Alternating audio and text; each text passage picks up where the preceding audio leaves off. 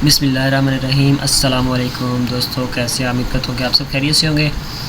और जैसा कि आप जानते हैं कि वर्चुअल यूनिवर्सिटी ऑफ पाकिस्तान में एकेडमिक एक्टिविटी स्टार्ट हो चुकी हैं, जैसा कि आपके असाइनमेंट्स हैं, क्यूज़ीज़ हैं, जीडीपीज़ वगैरह हैं, वो आना स्टार्ट हो चुकी हैं डेली बेसिस पे। तो आज हमारा जो फ़र्स्ट क्यूज़ ओपन हुआ है CS201P यानी कि CS201 प्रैक्टिकल का, इंट्रोडक्शन टू प्रोग्रामिंग प्रैक्टिकल का क्यूज़ नंबर 1 अटेंडेंस क्यूज़ जो है वो उसको हम डिस्कस करेंगे। मैं आपको इसकी कंप्लीट डिटेल दूंगा कि अटेंडेंस क्विज़ क्या है और इसको सॉल्व करना क्यों इम्पोर्टेंट है। चलिए चलते हैं। सबसे पहले हम जो अटेंडेंस क्यूज़ है वो यहाँ से भी असेस कर सकते हैं।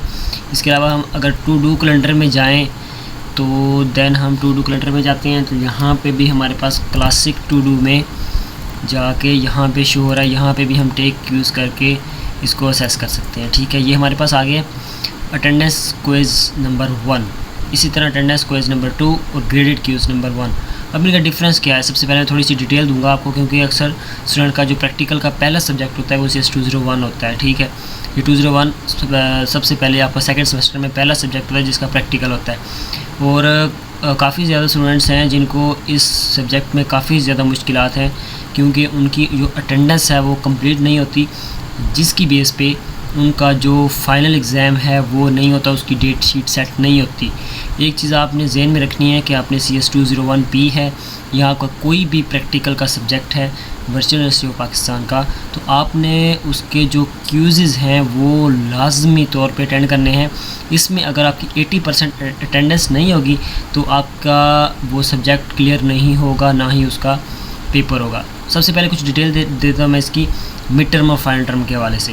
जो CS201P है या कोई भी प्रैक्टिकल सब्जेक्ट है उसका मिड टर्म एग्ज़ाम नहीं होगा, जस्ट उसका फाइनल टर्म एग्ज़ाम होगा। उसमें थ्योरेटिकल क्वेश्चन भी होंगे और प्रोग्रामिंग के रिलेटेड भी आपसे प्रॉब्लम सॉल्विंग करवाई जाएगी। ठीक है, तो दोनों टाइप्स के क्वेश्चन होंगे, इनके MCQs टाइप भी होंगे।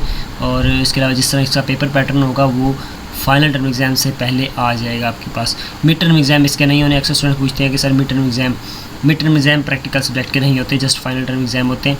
इसके अलावा जो इसके क्यूज़ेज़ हैं वो आपने लाजमी अटेंड करने हैं आप, अगर आप इसको क्लियर करना चाह रहे हैं। जैसा कि हमारे पास आज अटेंडेंस क्यूज़ नंबर 1 ओपन है। ठीक है, इसको हम अटैम्प्ट करेंगे कंप्लीट, आपसे सोल्यूशन शेयर करूँगा इसका। तो अटेंडेंस क्यूज़ नंबर 1 का मतलब है कि इसकी जस्ट आपकी अटेंडेंस होगी, इसके मार्क्स जो है ना वो इतने मैटर नहीं करते, लेकिन फिर भी आपने कोशिश करनी है कि 50% से ज़्यादा मार्क्स ही लेने हैं। ठीक है, जो ग्रेडेड क्यूज़ होता है ना, जैसे ये ग्रेडेड क्यूज़ नंबर 1 जो हमारा सीरियल नंबर 3 पे है, ठीक है, ये जो है ना इसके जो मार्क्स होते हैं वो आपके काउंट होते हैं रिज़ल्ट में, CGPA में जो ग्रेडेड क्यूज़ होते हैं। जिस तरह ग्रेडेड क्यूज़ 1 है, इसके अलावा 2 है, 3 है, तो 4 ग्रेडेड क्यूज़ हैं और जो 10 हैं वो अटेंडेंस क्यूज़ हैं। तो आपने कोशिश करनी है 10 में से 8 या 9 लाजमी तौर पर अटेंड करें, उनको मिस ना करें। अगर आप इसकी सर्विसेज हमसे लेना चाह रहे हैं तो वो भी अवेलेबल है। आपके CS201P के या कोई प्रैक्टिकल सब्जेक्ट है उसके तमाम क्विज़ेज़ हम अटेंडेंस आपको 100% देंगे इंशाल्लाह ताला अज़्ज़ा वजल। तो इसके अलावा अगर आप इसके हैंडआउट्स परचेज़ करना चाह रहे हैं वर्चुअल यूनिवर्सिटी पाकिस्तान के, तो वो भी अवेलेबल है। इसके अलावा इनकी असाइनमेंट्स की सर्विसेज हैं वो भी अवेलेबल है। स्क्रीन पे आपको व्हाट्सएप नंबर शो हो जाएगा, आप कॉन्टैक्ट करके हमारी सर्विसेज ले सकते हैं। हम पिछले 5 साल से इसकी सर्विसेज दे रहे हैं डिफरेंट सब्जेक्ट्स की। तो चलिए वीडियो को शुरू करते हैं। वीडियो शुरू करने से पहले आपसे गुजारिश है कि अगर आपने चैनल MSc वीडियो सर्विसेज को सब्सक्राइब नहीं किया तो काइंडली सब्सक्राइब कर लें, ताकि नेक्स्ट जितनी भी असाइनमेंट्स की GDPs हैं और वर्चुअल यूनिवर्सिटी ऑफ पाकिस्तान से रिलेटेड जो इंपॉर्टेंट अपडेट्स हैं वो आपको टाइमली मिल सके। तो चलिए शुरू करते हैं हमारा अटेंडेंस क्यूज़ नंबर 1। इसको हम टेक यूज़ करेंगे। ओपन है, ये अभी ओपन हुआ है और आप इसको 29 तारीख तक अटैम्प्ट कर सकते हैं। आज 27 है, 27, 28 और 29। ठीक है, 3 दिन हैं इसके और आपने इसको लाजमी तौर पे अटैम्प्ट करना है, मिस नहीं करना। अगर मिस करेंगे तो फिर आपका फाइनल टर्म एग्ज़ाम ना होने के चांसेस बढ़ जाएंगे। ठीक है, क्योंकि जब आपकी अटेंडेंस पूरी नहीं होगी तो आपका डेट शीट में ये सब्जेक्ट शो ही नहीं होगा। तो चलिए स्टार्ट करते हैं। हमारा फर्स्ट क्वेश्चन है what will be the output of the following code. Code दिया गया है, उसकी आउटपुट हमने कैलकुलेट करनी है। इंट सबसे पहले इसको डेटा टाइप दी गई है, देन हमारे पास वेरिएबल x है, उसको डिक्लेयर किया गया है इंट के साथ और उसकी जो इनिशियलाइजेशन है वो 15। ठीक है, डाटा दिया गया, उसको 15 डिजिट दिया गया। देन हमारे पास y जो है उसको 10 दिया गया एंड z को 5। सी आउट होता है हमारा कंप्यूटर की स्क्रीन पे जो आउटपुट है उसके लिए यूज़ होता है। देन उसके ये दो ऑपरेटर्स हैं, एंगल ब्रैकेट्स से कहते हैं। तो नेक्स्ट हमने इस एक्सप्रेशन को सॉल्व करना है। इस पे हम बोर्ड मैथ्स रूल लगाएंगे, सबसे पहले स्टैटिक करेंगे, देन नेक्स्ट जो है इस हिसाब से इस एक्सप्रेशन के लिहाज से सबसे पहले हम करेंगे स्टैटिक, देन वो करेंगे। तो टाइम जा रहा है तो इसको हम जल्दी से सॉल्व कर लेते हैं।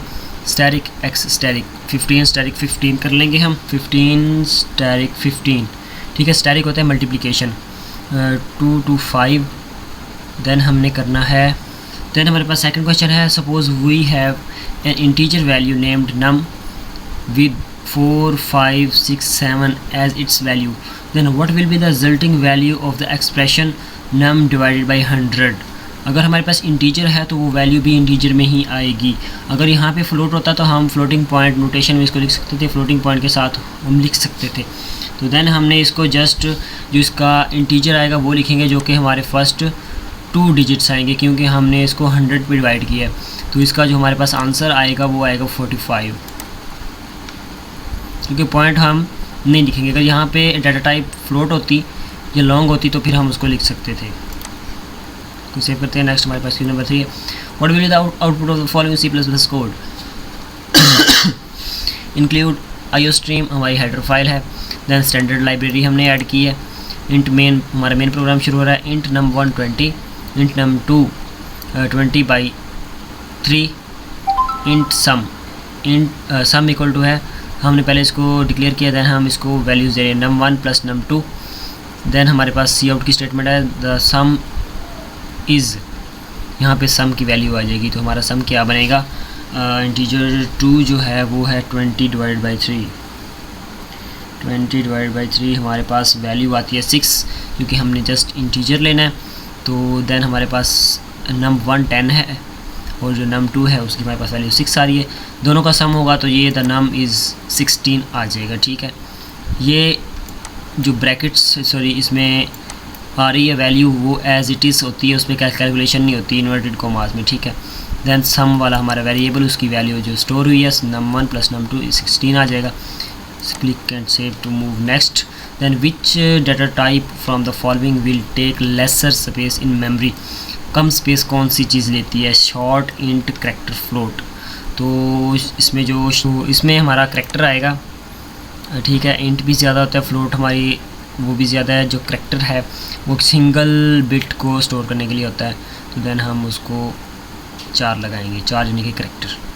देन मूव टू नेक्स्ट जाते हैं। Learning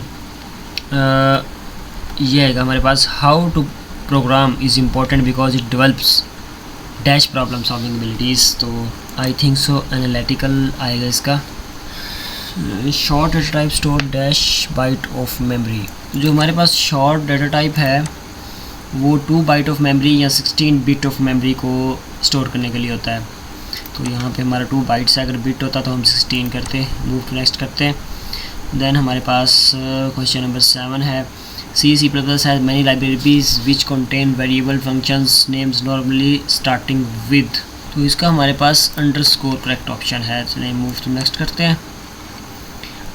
binary operator has dash operands. जो बाइनरी ऑपरेटर होता है वो 2 ऑपरेंड्स होते हैं। अगर यूनरी ऑपरेटर है तो उसका सिंगल होगा, तो बाइनरी है तो 2 आएगा। Coding of a program is translated into machine language by. Machine language के लिए हमेशा हमारे पास होता है कंपाइलर, जो कि मशीन लैंग्वेज में कन्वर्ट करता है। अगर असेंबली लैंग्वेज है तो उसका असेंबलर होगा। कंपाइलर और इंटरप्रेटर होता है। जो इंटरप्रेटर होता है वो उसको मशीन लैंग्वेज में नहीं करता, वो उसको 1 by 1 करता है, उसको मूव करता जाता है, उसकी ऑब्जेक्ट फाइल नहीं बनाता। जबकि जो कंपाइलर होता है वो उसको मशीन लैंग्वेज की एक ऑब्जेक्ट फाइल बनाता है। तो इसलिए हमारा जो करेक्ट आंसर होगा वो कंपाइलर होगा। The coding of program that translate into machine language by compiler. Then हमारे पास लास्ट क्वेश्चन है, in C++ which of the following data type is use to store real numbers. सबसे पहले ये है कि हमारे पास रियल नंबर कौन से होते हैं। रियल नंबर ऐसे होते हैं जिनमें पॉइंट्स होता है या फ्लोटिंग पॉइंट होता है, जैसा कि 0.529 इस तरह के जो होते हैं ना, आफ्टर पॉइंट भी जिनकी वैल्यूज़ होती हैं। वो होते हैं हमारे पास रियल नंबर। तो उसके लिए हमारे पास जो इंट है उसमें रियल नंबर नहीं, उसमें सिर्फ जो होते हैं ना होल नंबर वो होते हैं। करैक्टर में करैक्टर होते हैं, बूलियन नहीं है, इसको हम फ्लोट लगाएंगे क्योंकि फ्लोट जो हमारा डाटा टाइप है उसमें हमारा पॉइंट भी आता है, ठीक है। उसकी टेक्स्ट प्लेसेस होती हैं, अभी इतने प्लेसेस तक शो करता है, जो लॉन्ग है वो इतनी प्लेसेस तक शो करता है। तो हमारा इसका राइट आंसर फ्लोट है। मूव टू नेक्स्ट करते हैं। यहाँ पे हमारा क्विज़ फिनिश हो चुका है। अगर आप हमसे क्यूज़ अटैम्प्ट करवाना चाहते हैं तो हमारा व्हाट्सएप नंबर आपको मिल जाएगा। तो कंप्लीट सर्विसेज है CS2201 की भी और CS201 प्रैक्टिकल की भी। अगर आपको बुक्स चाहिए तो वो भी हमसे ऑर्डर कर सकते हैं, हमारी शॉप पे अवेलेबल है। देन उसके अलावा हमारी ULMS की सर्विसेज भी अवेलेबल हैं। तो उम्मीद करता हूँ कि ये वीडियो आपके लिए हेल्पफुल रही होगी। वीडियो आपको हेल्पफुल वीडियो को लाइक शेयर करें, चैनल को सब्सक्राइब करें। Thanks for watching. मिलते हैं नेक्स्ट वीडियो में, तब तक इजाज़त दीजिए। अल्लाह हाफिज़, फ़ी अमान अल्लाह।